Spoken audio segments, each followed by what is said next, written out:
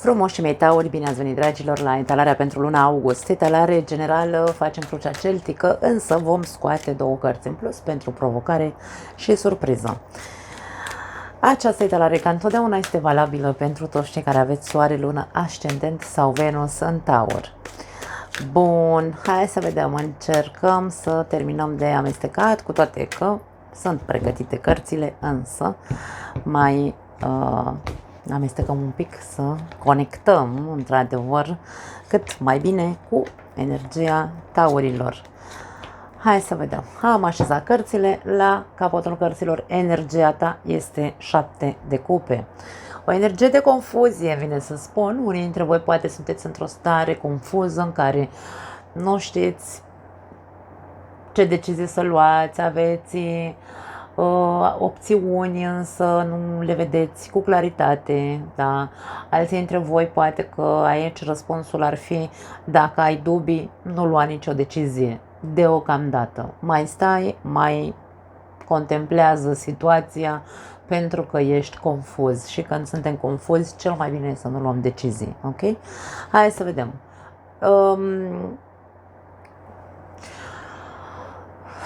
Situația lunii, să spunem așa, sau situația în luna august pentru tauri este,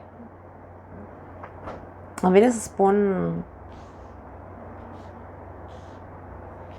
nu știu dacă neapărat incertă, ci se pot întâmpla lucruri, răsturnări de situație, pot veni surprize, schimbări neașteptate. De-aia spun surprinzătoare ar putea să fie luna august pentru tauri. Hai să vedem la ce se referă. Ok, au sărit 3 cărți, le luăm. Avem Regina de cupe, 3 de cupe și 3 de bâte. Foarte interesant. Pentru unii dintre voi poate fi vorba despre o decizie sau opțiuni din punct de vedere emoțional, fie într-o relație, fie în legătură cu o persoană, fie în legătură cu o plecare, poate fi, da?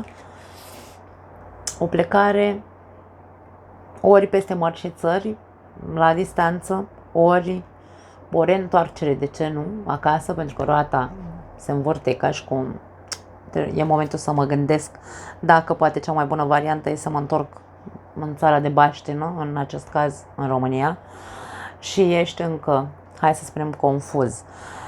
Aș spune să nu iei decizia deocamdată. Mai gândește-te, contemplează, după cum am spus, un pic mai mult, mai așteaptă, poate ar trebui să-ți asculți mai mult intuiția și de ce nu să vorbești și cu cei dragi, cu cei din jurul tău, cu prieteni care te pot ajuta, nu știu, poate fi o combinație de genul ăsta. Dacă vorbim din punct de vedere strict emoțional, adică legat de o relație, poate unii dintre voi vreți să, nu știu, o relație, un parteneriat, poate să fie și din punct de vedere financiar, bineînțeles, poate alții dintre voi aveți, din punct de vedere financiar, să spunem așa, aveți alte oferte sau pot veni alte oferte către voi în această lună și să fiți confuzi, să spuneți: ok, ce fac, îmi las jobul, mă duc în partea asta la altă, sau răsturnări de situație în relația voastră, persoana iubită poate să, nu știu, se poate repeta un eveniment în viața ta în legătură cu persoana iubită.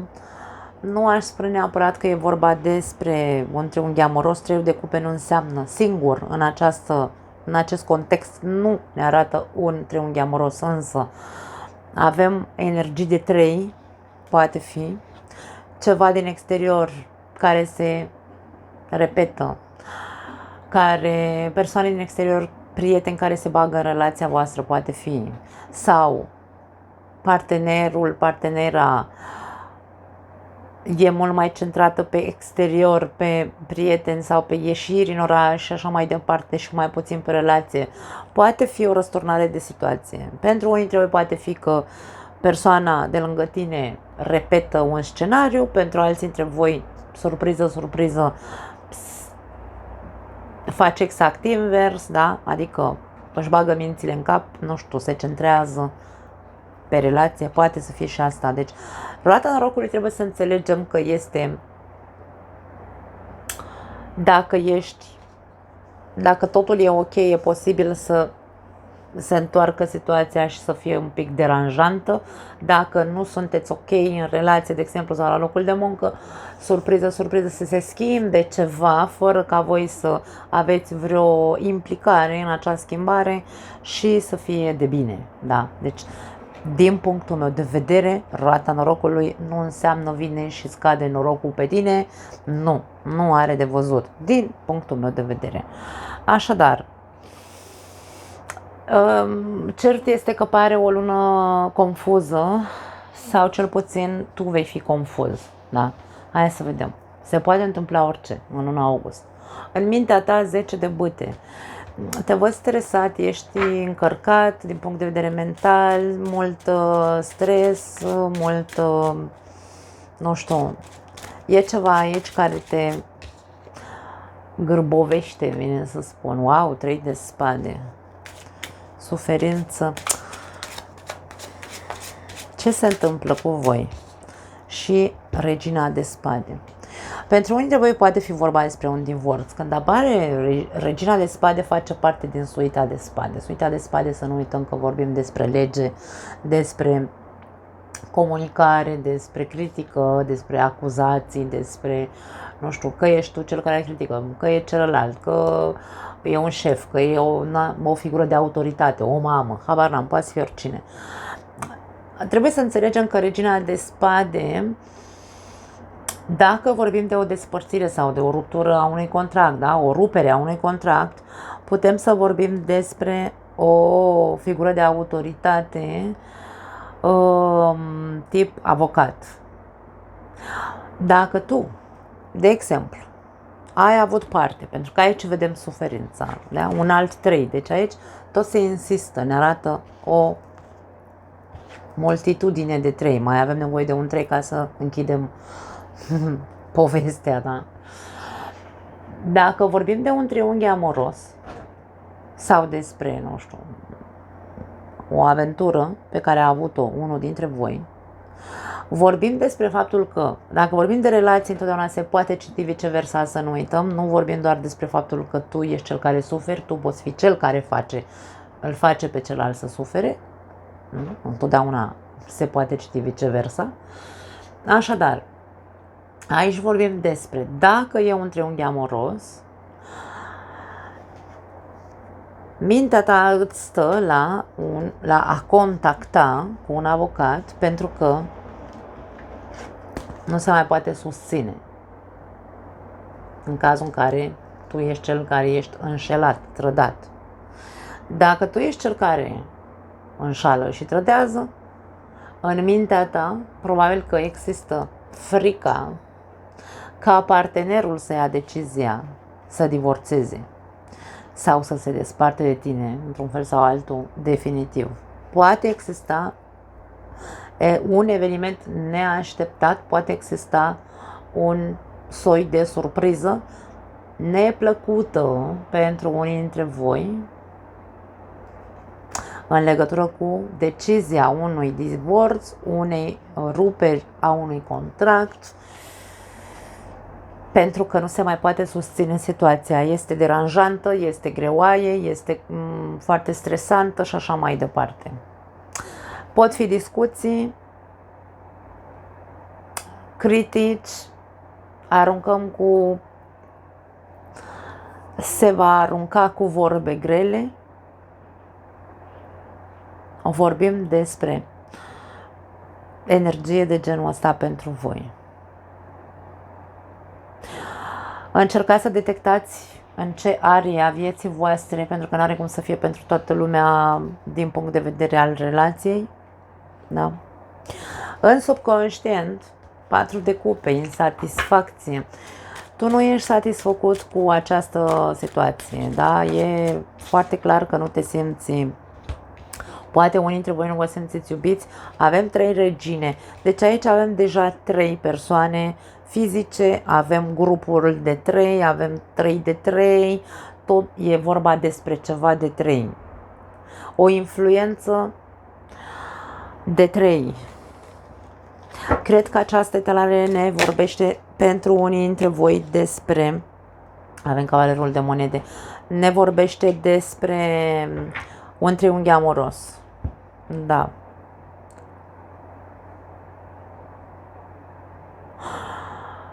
Surprizele sunt din punct de vedere emoțional pentru unii dintre voi.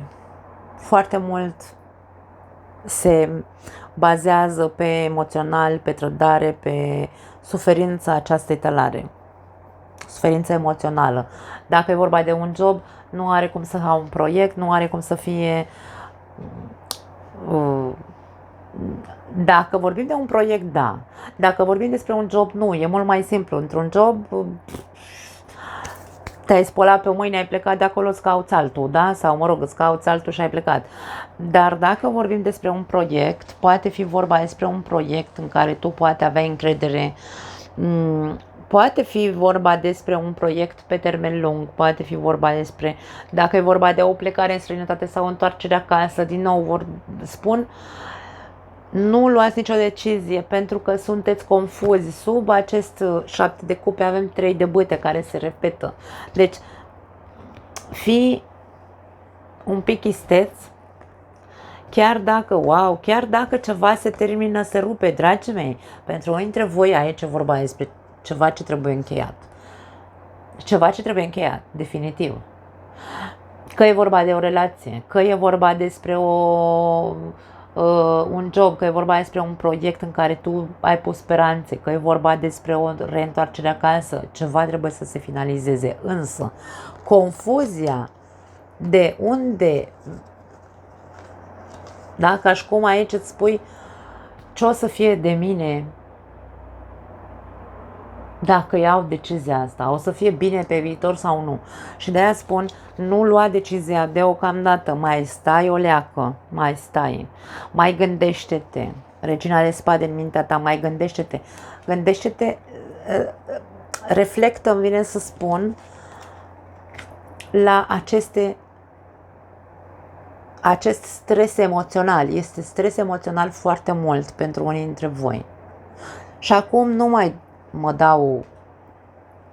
dau în job, nu mai dau în iubire, nu mai dau în nimic. Voi știți unde este stresul emoțional în viața voastră.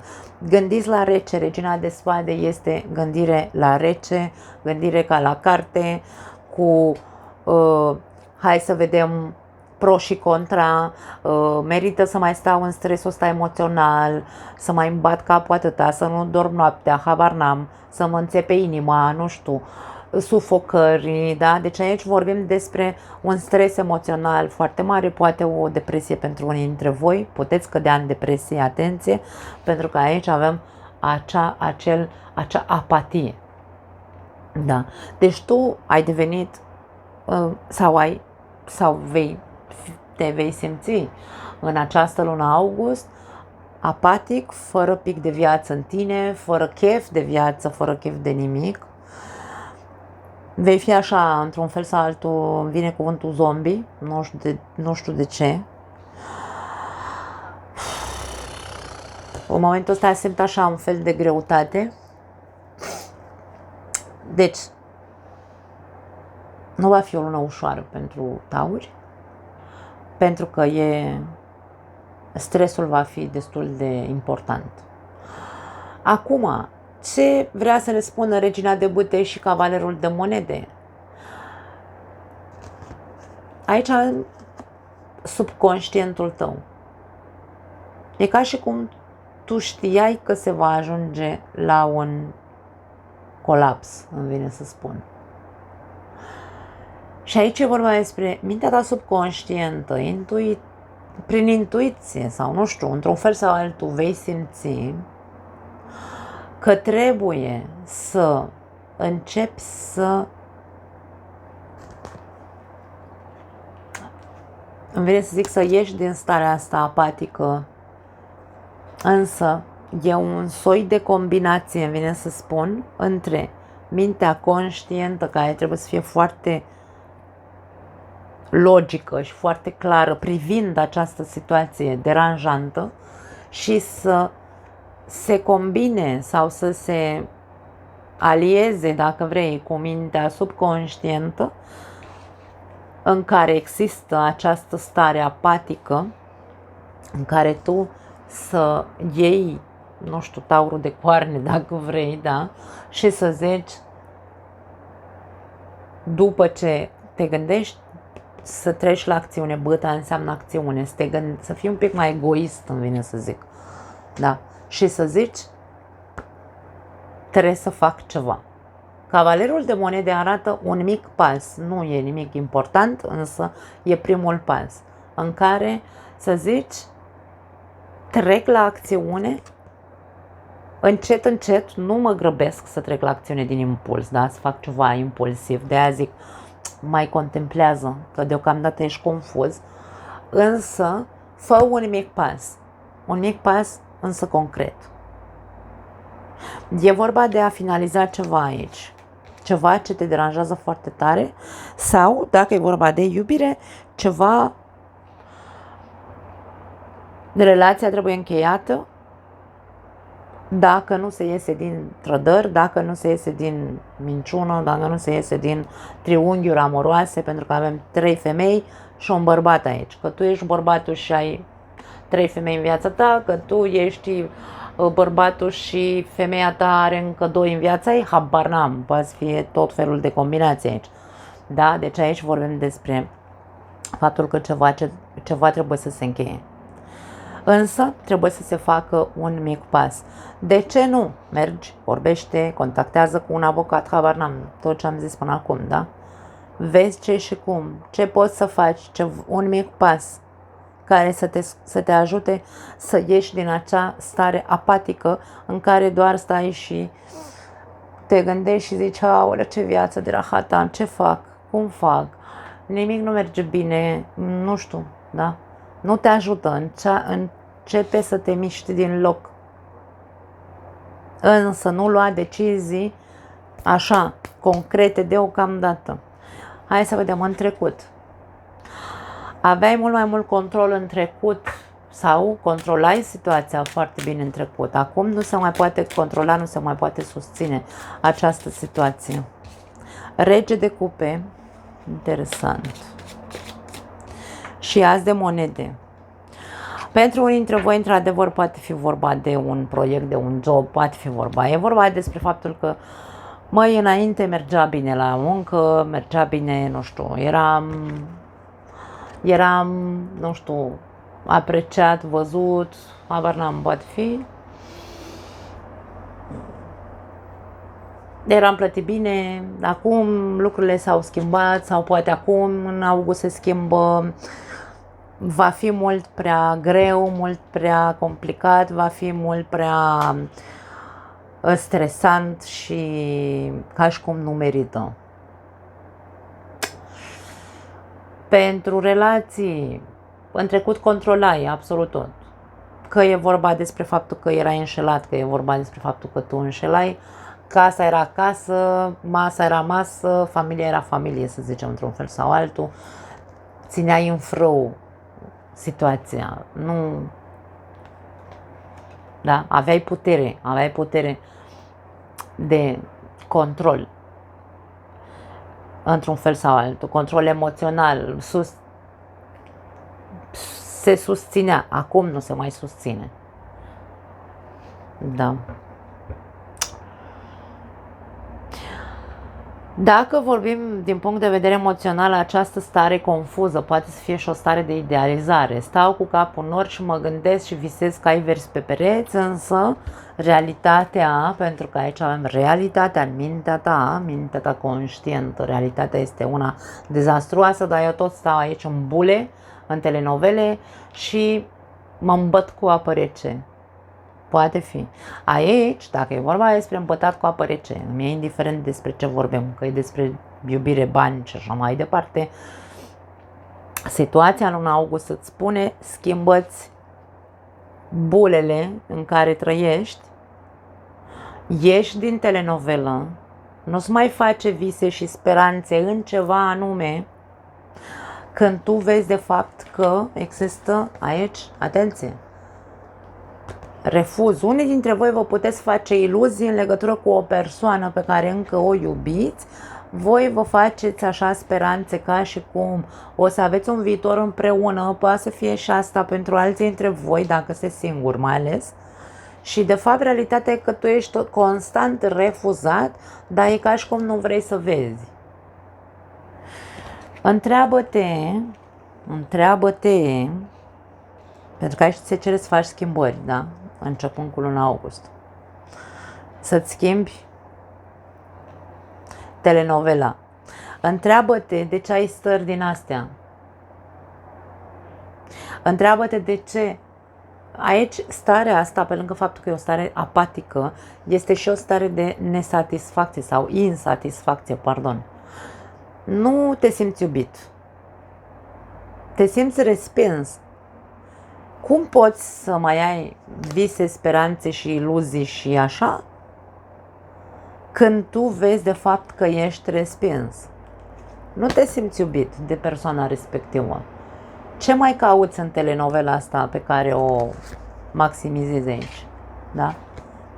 Deci aici e vorba despre asta. În mintea ta subconștientă e ca și cum tu știi că persoana asta n-are nicio treabă cu tine. Poate da, încă te simți atrasă de persoana asta, încă crezi că se mai poate, nu știu, ajunge undeva, însă nu cred că se mai poate ajunge undeva. E ca și cum în mintea acestei, sau mă rog, esența acestei legături între tine și persoana asta e de mult cel puțin din punct de vedere al celeilalte persoane. Poate tu încă mai ai speranțe de viitor și vise de viitor și iluzii, însă din punctul de vedere al celelalte persoane care te refuză, totul e de mult uitat, terminat și așa mai departe. Atenție, dacă vă regăsiți în acest aspect, aici ca și cum vi se spune luna august, ieșiți din bulă, faceți o schimbare și puneți mâna și treziți-vă într-un fel sau altul. Pentru că tu realitatea o vezi, degeaba îți mai faci vise și speranțe. Poate, dacă tu ai pierdut persoana asta, poate fi din cauza faptului că ești controlator. Atenție, o altă variantă, alte mesaje care vin către unii dintre voi, poate pentru cei singuri aici, aș spune că e foarte mult se insistă. Ai fost foarte, da, tu ești o persoană blândă, ești o persoană care, nu știu, e sufletistă și așa mai departe. Îți dorești sau îți doreai ceva serios cu persoana asta, casă, masă, copii și așa mai departe. Însă, partea ta dominantă, taurul e teritorial și taurul e posesiv. Așa că hai să nu ne mai îmbătăm cu apă rece, că toți suntem aici cu 7 să ai cupe. Taurul are în esența lui posesivitatea, gelozia, teritorialitatea, nu știu dacă e corect, dar se înțelege. Controlul îi place să știe că totul e așa cum, fix așa cum îi place lui. Dacă asta te-a făcut să pierzi persoana asta, tu trebuie să te trezești la realitate. În primul rând, persoana ai pierdut-o și în al doilea rând, fă schimbări în tine. Fă schimbări în tine. Nu ai cum. Nu-ți aparține nimeni. Tu nu poți să posezi pe nimeni. Nici tu, nici eu și nici nimeni în această viață. N-a beleancă acum iar îmi fac dușman pe aici.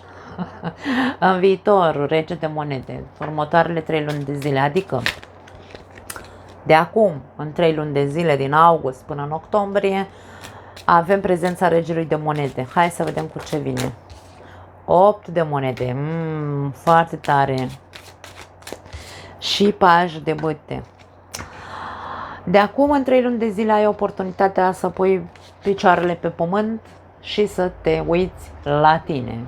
Să te uiți la tine, să te uiți la viața ta, să te uiți la ce îți produce această stare de stres emoțional și să te, hai să spunem așa,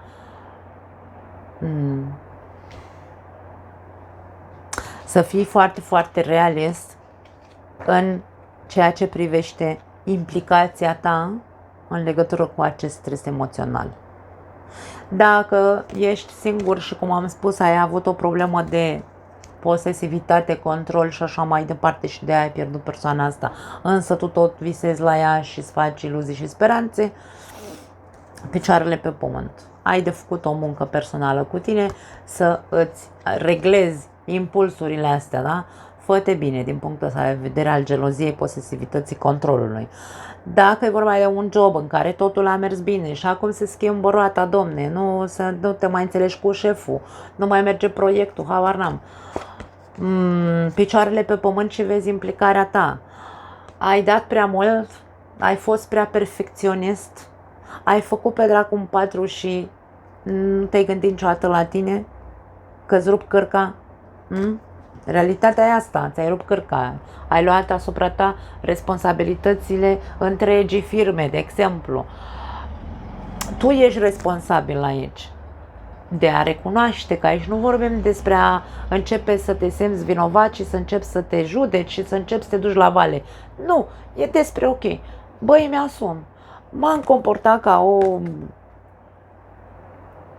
Da, nu vreau să mai zic prostii, am zis la berbeci și nu vreau să vă sperii. Eu sunt foarte spontană, mi-mi place să fiu așa. Dar aici e vorba despre, băi, dacă m-am comportat ca o zic, da?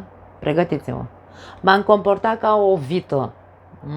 Și am luat în cărca mea și pe Xulescu și pe Xulescu și eu am muncit pentru 10. Păi cine?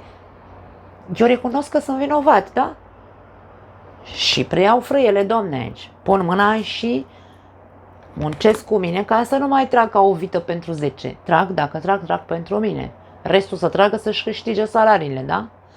Despre asta e vorba. Ai oportunitatea de acum în 3 luni de zile să te pui pe picioare, cu picioarele pe pământ, să te comporți ca un adult, da? Regele de monede. Tu ești cel care face bani. Nu trebuie să facă firma bani doar prin tine, da? Hai să zicem, cu 10 angajați, dar singurul care muncește cel mai mult ești tu. Nu! Hai să ne trezim la realitate. Trebuie făcute schimbări. Da?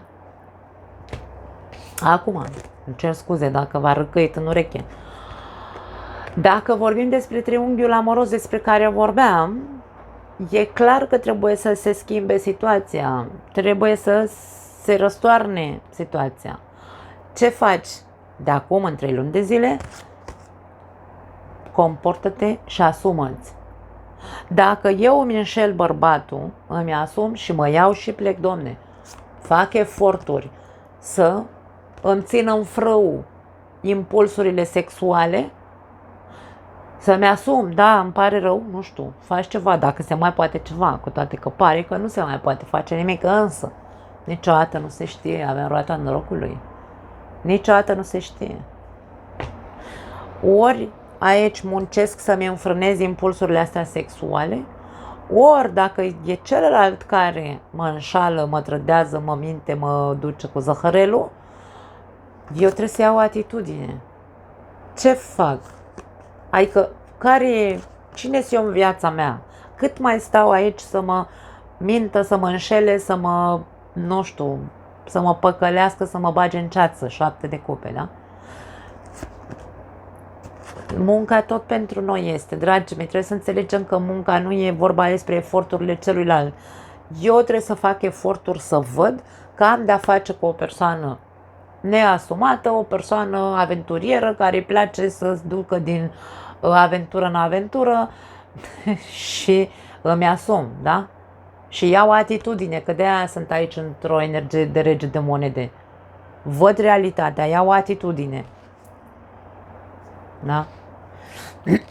Ai la dispoziție 3 luni, de aia spun, nu e vorba de a lua decizia acum, pentru că deocamdată ești în bulă, deocamdată ești în ceață, însă hai să se facă click-ul odată, trebuie văzută situația. Hai să vedem. Provocarea pentru voi în luna august. Cavaler de bâte.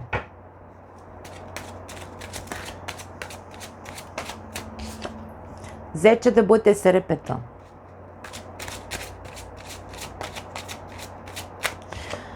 Și nebunul. Da, ești provocat să ieși din această stare. din această situație stresantă. Ești provocat să treci la acțiune, ți se spune du-te, du-te, du-te. Nu neapărat să pleci, ci să te descotorosești, da? Pentru că aici avem mult stres, multă încărcătură. Dezbară-te de o prost obicei de a munci mai mult decât trebuie să muncești, da? Pentru alții. Dezbară-te de asta și a accepta că partenerul tău îți este infidel la infinit. Vedem aici, da? Dezbară-te de năravurile aventuriere dacă tu ești cel care înșeli.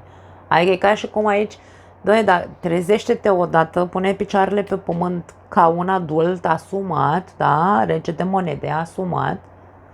Și poate alții dintre voi, dacă vorbim despre taurii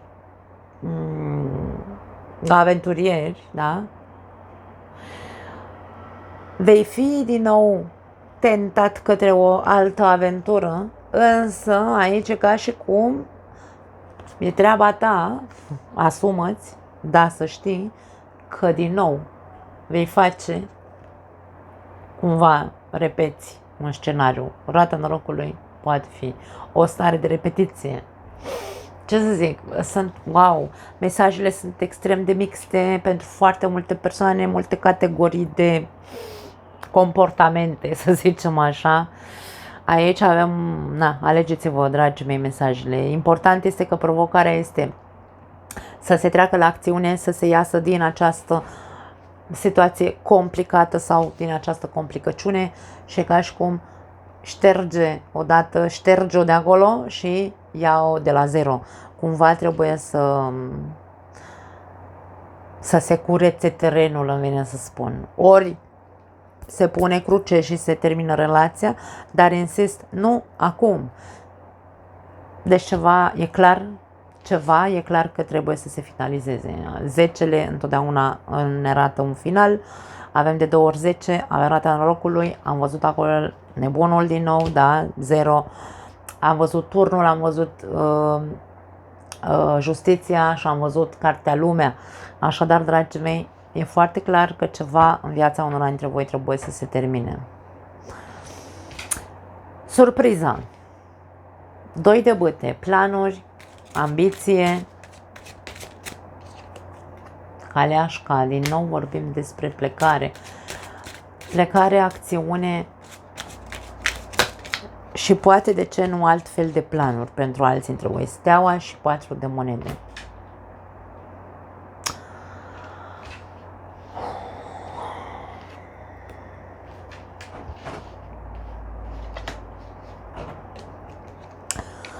Pentru unii dintre voi, surpriza poate fi că starea voastră, să spunem așa, într-un fel sau altul se va schimba. Vor mai rămâne anumite sechele, îmi vine să zic aici, cu 4 de monede. Nu-ți va fi ușor să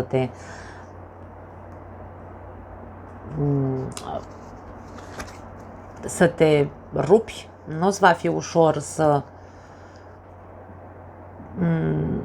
inovezi, să schimbi ceva, nu-ți va fi ușor să te lași ghidat de intuiție, însă ceva în tine, îmi vine să spun, eu cred că se aprinde becul aici, se aprinde o licărire în tine și spui, băi, eu mai am și alte, nu neapărat alte opțiuni, am alte, nu știu, există alte orizonturi, există altă cale în care să trăiesc, da? Și poate viziunea ta se va schimba începând cu această lună august. Pentru că suferința va fi destul de mare, emoțională, da? Suferința emoțională va fi destul de mare, într-atât încât să te facă să crezi, da? Credința aici, steaua, licărirea, să vezi că mai există și alte căi. Sau există o altă cale pentru tine, un alt drum pe care poți să apuci. Însă, insist, nu cred că îți va fi ușor, pentru că taurul, odată așezat undeva, Taurul e în stare să sufere până la adânci bătrâneți, bine, până când se trezește el și se satură de suferință. Pentru dintre voi poate mai suportați situația, pentru alții dintre voi poate că în sfârșit o să ziceți, băi, nu mai pot, nu se mai susține, după cum am zis. Și e posibil. Sunt posibile ambele variante, da, insist. Dar odată ce taurul se așează undeva, că e un job, că e o relație, că e un proiect, că e nu știu, îi este foarte greu, foarte, foarte greu, e un semn fix de pământ, nu-l mișcă nimeni, până nu face clicul ăla așa să-i spargă capul, nu se mișcă. Și e posibil ca unii dintre voi să mai zaceți un pic în starea asta, însă ceva se va produce.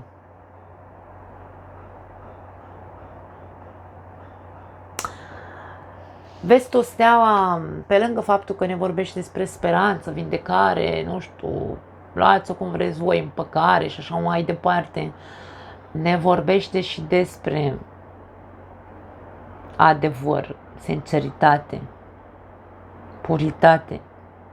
Și în momentul în care contemplăm, după cum am zis, da, pentru că e o lună de contemplare, aș spune, nu e o lună de acțiune pentru tauri. E o lună în care taurul trebuie să vadă cu adevărat așa cum e viața lui în momentul de față, așa cum e jobul lui, așa cum e relația lui și să tragă o concluzie. Și în momentul în care tu vezi cu adevărat, așa, alb pe negru, cartea asta are o persoană goală, asta înseamnă sinceritate. Când accept că e ce e și nu mai pot nega, indiferent că pentru mine poate a însemnat zona de confort, bla bla bla, aici un zvâc în mine, o ambiție în mine se aprinde și zic, trebuie să fac ceva. Unii dintre voi treceți la acțiune, alții dintre voi mai stați un pic. Veți mai sta un pic în această situație. Ideea e că ceva produce iluminare. Această suferință, aș spune, nu neapărat că vine ceva de surpriză, da? Poate fi, roata norocului poate fi o surpriză, după cum am spus. Cine știe ce Dumnezeu se mai întâmplă iarăși și vezi că n-am mai ai niciun viitor acolo, nu ai niciun viitor în relație, în jobul ăsta și așa mai departe cu persoana asta. În sfârșit se aprinde becul și vezi, într-un fel sau altul, da?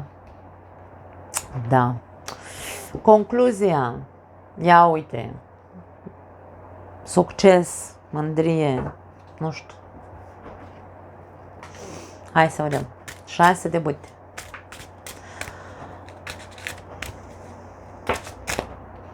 Au căzut foarte multe. 2 de bâte se repetă. Da.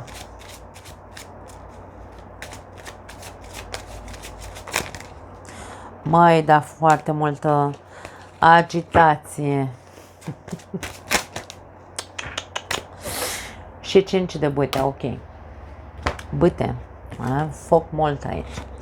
Concluzia este că vei reuși să, nu știu, să învingi, îmi vine să spun. Vei reuși să ieși din situația asta, nu acum, poate, nu în august. Vei reuși să ieși din starea asta, vei reuși să închizi, probabil, ai de câștigat într-un fel sau altul. Aici e ca și cum va trebui să înveți să fii mândru de tine, bineînțeles, dacă se face clicul. Pentru cei care nu se face clicul și rămâneți în continuare în aceste iluzii, ce să zic.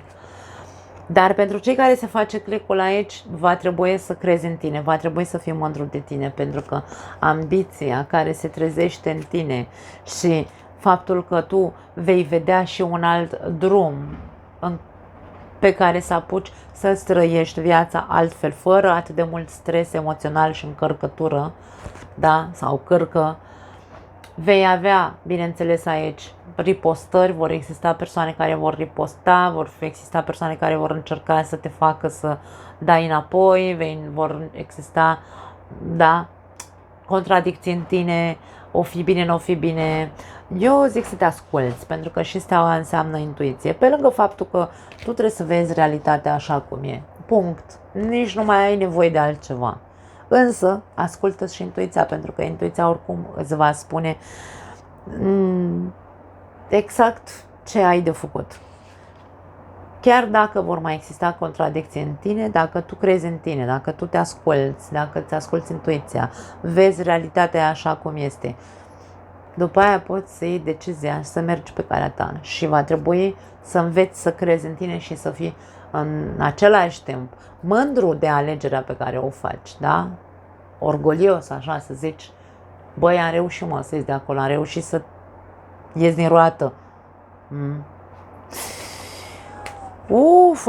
Foarte tare, dragi tauri, nu mai am altceva pentru voi.